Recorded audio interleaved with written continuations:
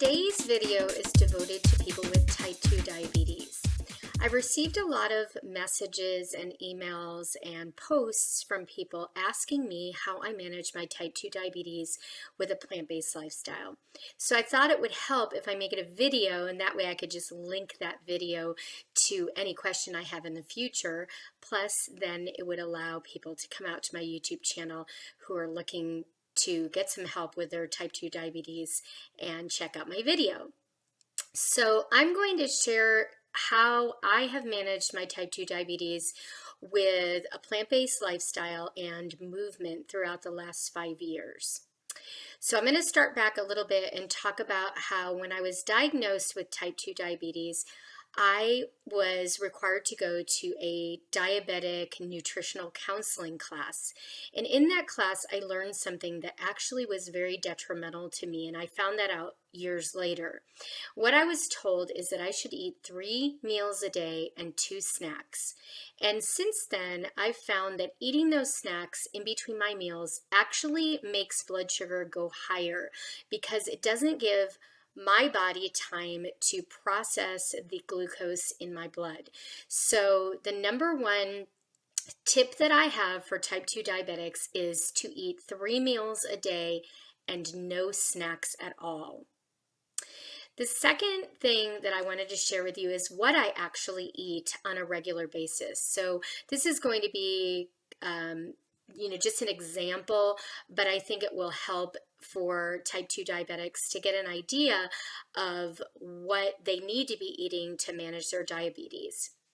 So the first thing people ask me is, do you weigh and measure your food at all? And the answer to that is, initially I didn't. And I have just found that in the last year, I really need to be more concerned with how many starchy carbs that I'm actually eating in order to continue losing weight and to manage my diabetes correctly. So I have gotten to a point where I figured out how much of a starch is going to work well with my blood sugar. So for me, and again, this is not going to be for everybody, it's going to be just for me, and you have to figure out what's best for you. I'm able to eat 200 to 300 grams of any kind of potato at a meal. So to help you with how much that actually is, 100 grams of potatoes is just under 100 calories. So if that gives you an idea, I'm eating about 200 to 300 calories of potatoes at a meal, along with a half a plate of non-starchy vegetables. So that's when I'm eating potatoes. When I eat rice, I'm eating a cup of rice. And if I eat a rice and corn combination, I'll do a half a cup of rice and a half a cup of corn mixed together. And with other grains, I mostly eat rice, corn, and potatoes, so I don't eat a lot of quinoa. I do eat oats, and so in the morning when I do have oats, I make sure that the dry oats, when measured, is a half a cup. And I do eat other things with that, and I'm going to talk about that in a minute. So let's just review. When I eat starchy carbs, I eat 200 to 300 grams of potatoes, sweet or white.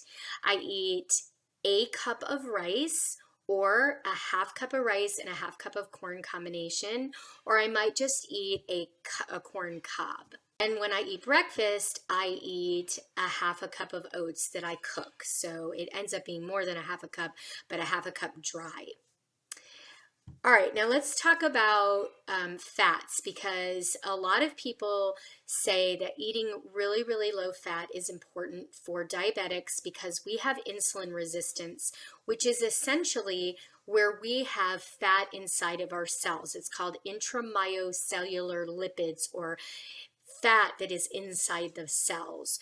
So it does help to eat a low-fat diet and to lose weight, the fat that's on your body. That is true. So I eat somewhere between 10 and 15% whole plant fats every day. And that would consist of things like flaxseed, a small amount of nuts or seeds. Occasionally, once or twice a week, I might have a small amount of avocado, and very occasionally, like maybe once a month, I might have something that contains some light coconut milk in it. So most of the time I'm using those nuts and seeds in a dressing for my salad or a dip for my raw day. Otherwise, I never eat nuts as a snack. I also put a small amount of nuts, about 4 walnuts, 4 walnut halves, on top of my oatmeal, along with 1 tablespoon of ground flaxseed. And I'm going to put all of this down in the description box below so you can kind of see what I eat in a day. Okay, so let's talk about what I actually eat in a day. So for breakfast, pretty much every day, I make a green smoothie bowl. And I'm going to link this up above in the information, but I have a video showing how I make my green smoothie bowl. So I love chocolate, and chocolate is very high in fat. And so what I found is that to curb my chocolate cravings, if I add a tablespoon of cocoa powder or cacao powder into either my oats or my green smoothie bowl, that really helps me to not desire any other chocolate during the day. So every day I make a green smoothie bowl, and that includes water as the base, 3 big handfuls of greens, a cup of blueberries, a tablespoon of cacao powder, and a tablespoon of ground flaxseed, which I mostly have for the fats and for the omega-3 fatty acids, which we all need. And I blend all that up, and then I pour it into a bowl, and I add on top of it, to give me a little something to chew, a 1/2 cup of mixed berries. So it's like blackberries, raspberries, blueberries, and they're all, maybe even some cherries. I put those on top, along with a tablespoon of raw buckwheat groats, which are affectionately called buckinis, and occasionally I will add 4 walnut halves. Not every day, but some days, because I'm trying to get the very last of my weight off. So that is my breakfast probably 6 days of the week. A lot of people don't believe in smoothie bowls, but for me, it has worked really well. My blood sugars stay really nice. I get in my greens and berries first thing in the morning, and I find it to be a really excellent breakfast right after I do my long walk in the morning. On the weekends, sometimes I'll make chocolate oats, which is one of my favorite things to have. And I will take a ripe banana and blend it with 1½ cups of water in just my little NutriBullet blender. And I make what's called banana milk. And then I will cook my 1/2 cup of oats and a tablespoon of cocoa powder or cacao powder in a saucepan for about 5 to 8 minutes until it's nice and soft and fluffier. And then on top of that, I'll put my 1/2 cup of berries and some buckinis, and basically it's the same toppings on top of my oats. I just don't put any nuts on that because oats also have fat, and I will add, though, the tablespoon of ground flaxseed for the omegas.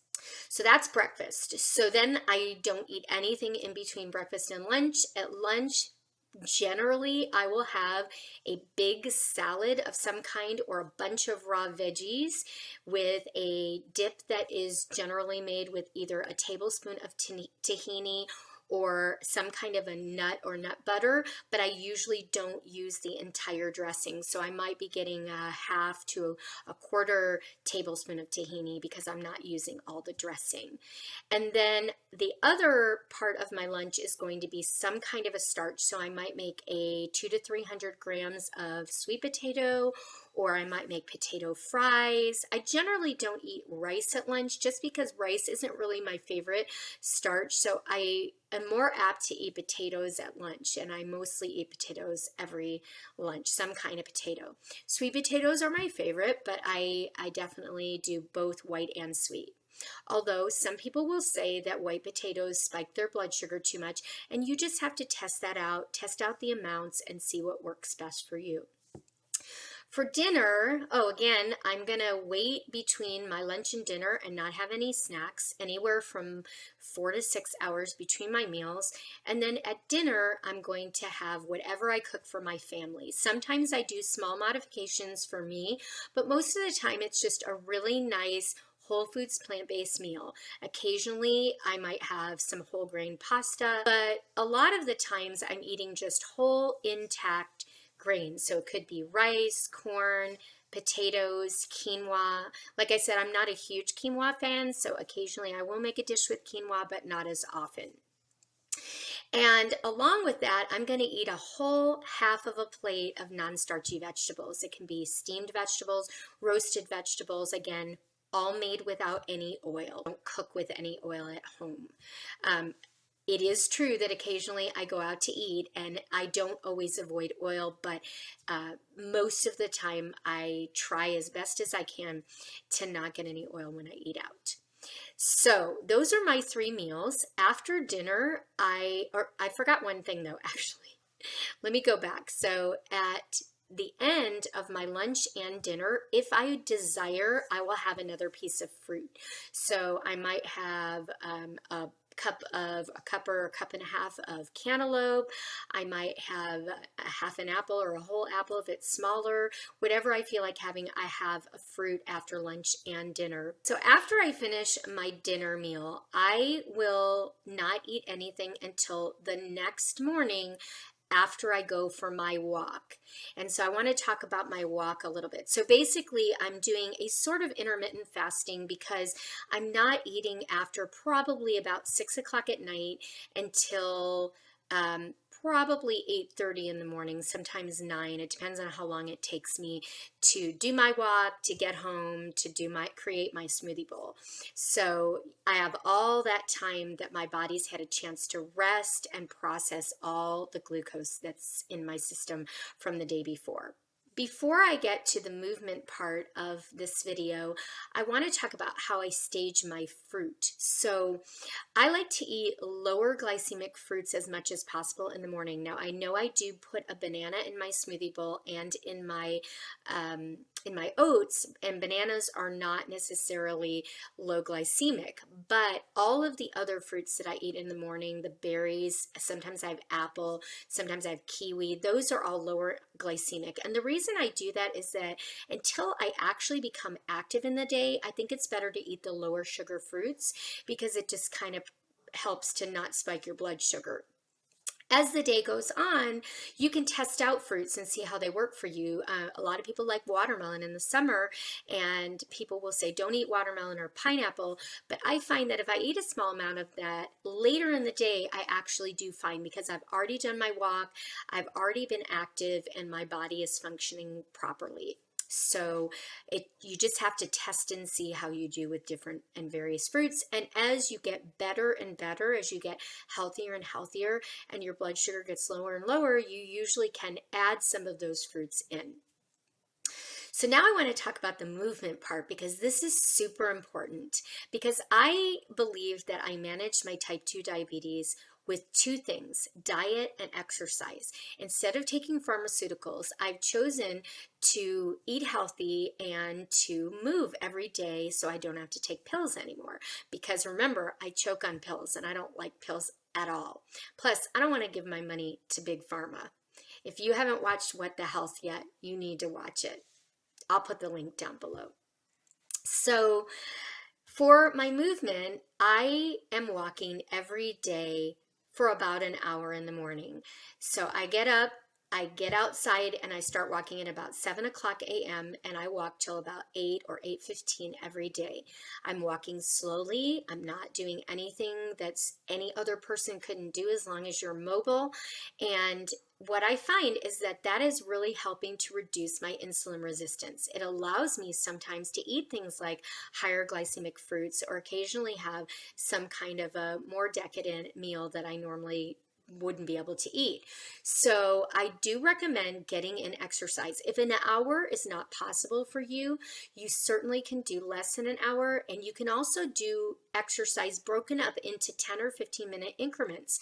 They actually say that's better for you. So I try to do my walk in the morning, and then I walk a lot during the day. I go shopping, I walk around the house doing various things in the home, and then at night we walk our dogs as well. And so I'm getting a lot of various different opportunities to walk all during the day. Whenever I park somewhere, I park further away so I get extra steps in.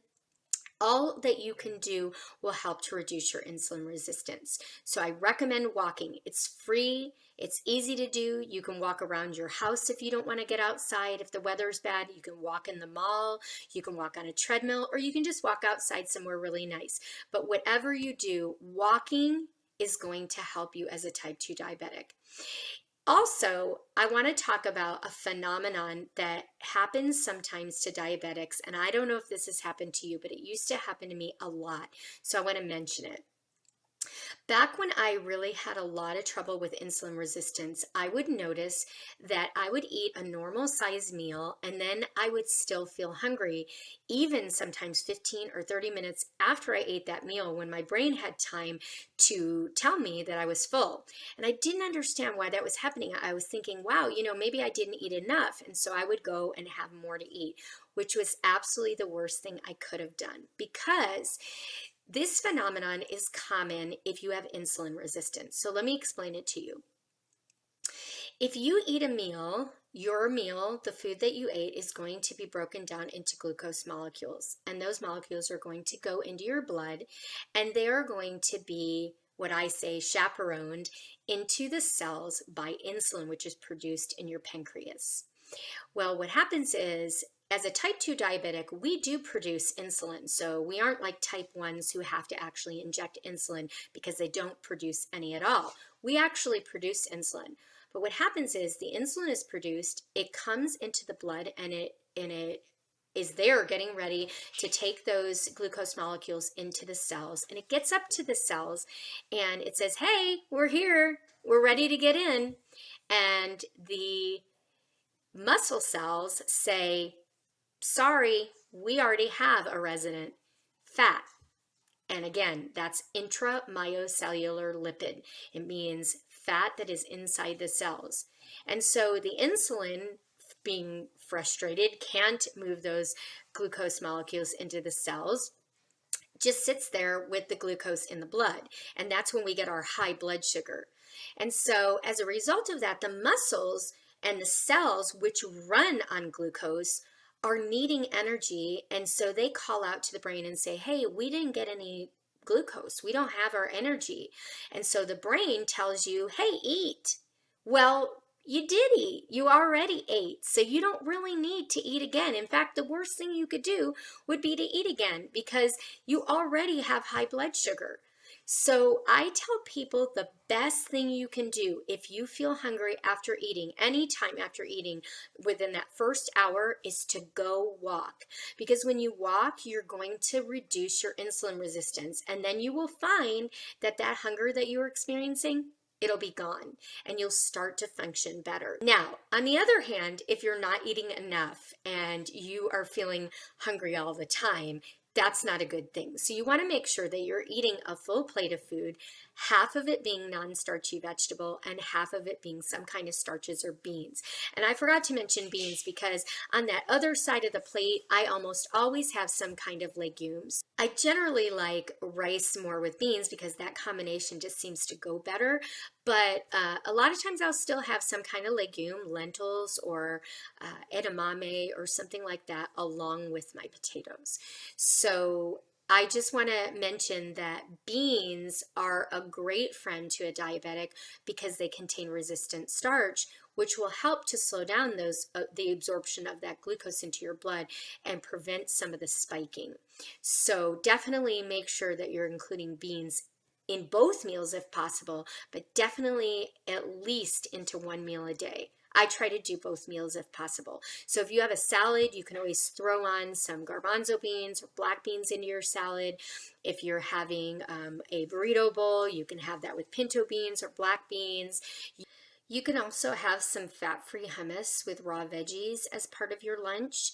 That's a great way to get beans in as well. So remember to have beans because beans are a great source of resistant starch and they help to slow down the absorption of glucose into the bloodstream. So I hope this video is helpful to you guys. If you have any questions, you can post them down in the comments below. And as always, please like this video and subscribe to my channel if you want to see more videos. Also, recently I have created a community on Facebook called Mrs. Plant Community. I will also post a link down below. I'd love for you to join our community. We're talking about all different kinds of plant-based lifestyle topics. People are posting food and sharing ideas. We're encouraging each other with our movement every day, and we'd love for you to be a part of that.